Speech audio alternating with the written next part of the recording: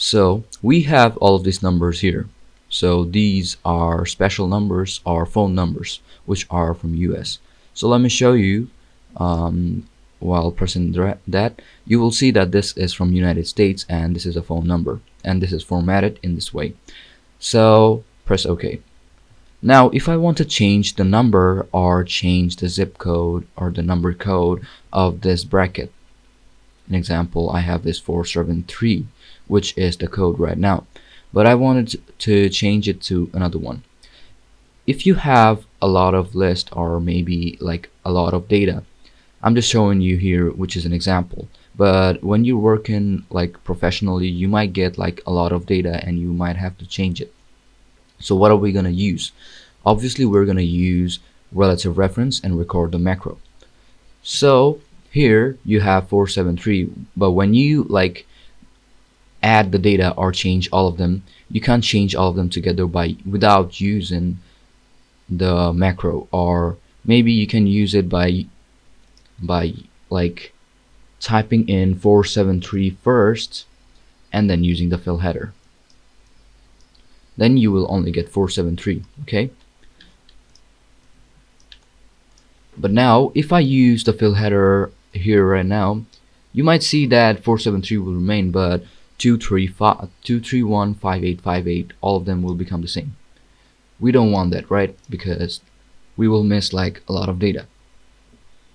So to fix that, what we'll do is go to developer mode and then use cell reference. So as this is a phone number, so if you change it by clicking on it and then changing it again and again, this will make you like super tired, and this will take like a lot of time, and at a point you will get like super stressed out because this is tiresome. But if you don't want that, don't worry, relative reference and record macro got you. So let's show you how you're going to use relative reference and record macro at the same time, because both of them are correlated. One cannot work without the other, as Visual Basic cannot work without the software which is running on. So here what we're going to do first off, what you're going to do is use relative reference. Click on it with your left mouse key, and now it's turned on. You have to keep that in mind. Just what you're going to do is first off select the cell reference. Okay, another thing in mind, when you use record macro, it just selects or maybe uses the data in the specific cell, which is cell reference, which is absolute cell reference.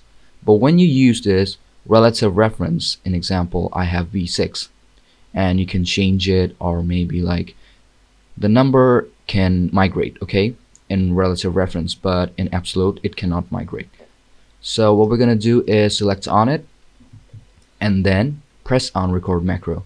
Be sure to select the cell first and then record the macro, or else if you have elsewhere, it's gonna jump to that data field first and then go to the one which you're gonna use. So it might jumble up a lot of data. So select the specific cell, which is absolute cell reference or relative cell reference. Now first off, record macro, and then select the key which you're gonna use it from. I'm gonna use H, and then macro 1 is good, and then press OK. Now what we're gonna do is go to home first and then go to number command, or the numbers box, where you can add in or change the number from here. Now what we're gonna do is press on this arrow key, and this will open up this thing. What we're gonna do is go to customs, and now you can see that this type is selected. Now we have a lot of data here, which is 473, and you can see that there are brackets also. So what we're gonna do is delete all of them. Now firstly what we'll do is bracket 473. Now I want to change it to 990. Close the bracket first. Now what we're gonna do is add a space, because numbers do have space.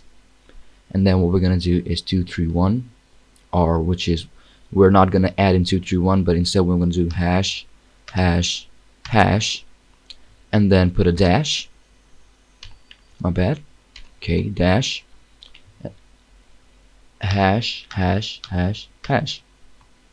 Now you got it. If you want to add in more data, or like you have 94 or 99473, okay, because 473 is in a different way.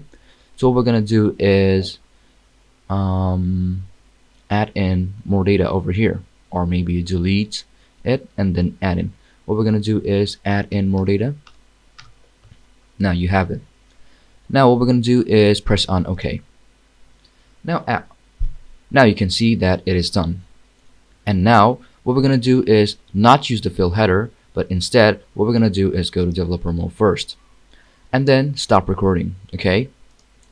Now, as the record macro is done, what we're gonna do is just select the data field, Control H, and now you can see that the data has changed. Now you might see that all of them are not the same, because 473 was the code back then, and now you can see all of them has changed. Let's do it again. Now what we're gonna do is either make another one. An example, I have a lot of them, and if you're adding a lot of data, you might see that the number is in general. So how are you gonna fix that? How are you gonna format that?